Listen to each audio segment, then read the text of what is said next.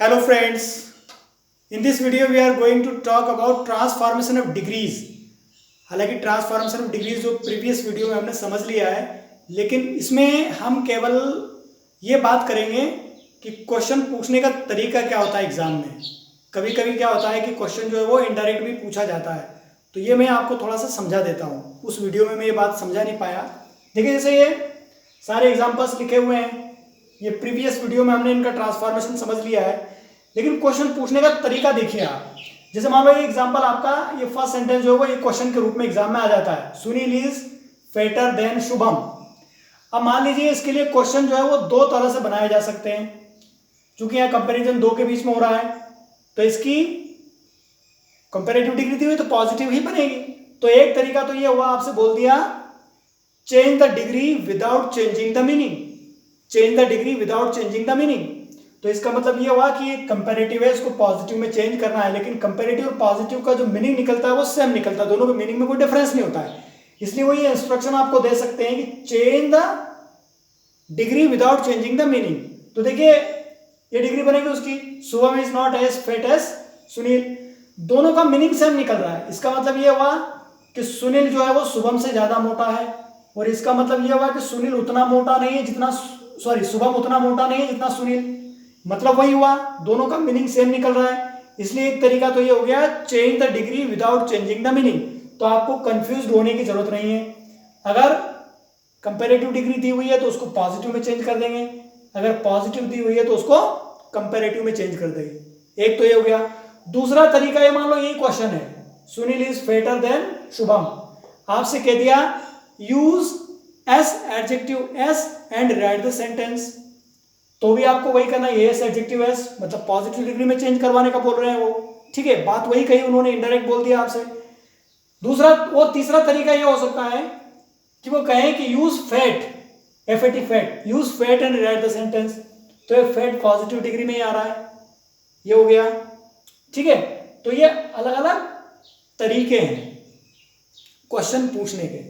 अब मान लीजिए जैसे ये सेंटेंस है आपका सेकंड वाला, no other poet is as great as Kalidas.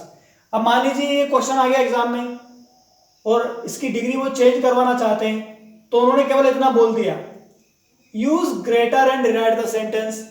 तो इसका मतलब ये हुआ कि वो आपको कंपैरेटिव डिग्री में चेंज करने के लिए कह रहे हैं। या फिर उन्होंने बोल दिया कि use than, THN than and write the sentence, तो भी देन का यूज हम कंपैरेटिव डिग्री में ही करते हैं। वो इनडायरेक्ट आपको कंपैरेटिव डिग्री में चेंज करने के लिए बोल रहे हैं। यहाँ स्टूडेंट क्या कंफ्यूज हो जाते हैं, इसलिए इनडायरेक्ट क्वेश्चन पूछते हैं, इनडायरेक्ट आपको इंस्ट्रक्शन देते हैं, है ना। तो ये हो गया। अब ये तो हो गया, ये दो इनडायरेक्ट तरीके हो गए।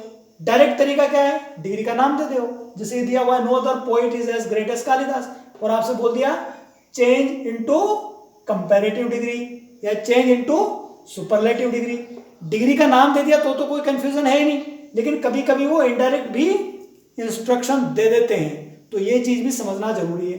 जैसे मान लो आपके लिए ये क्वेश्चन है, no other poet is as great as Kalidas.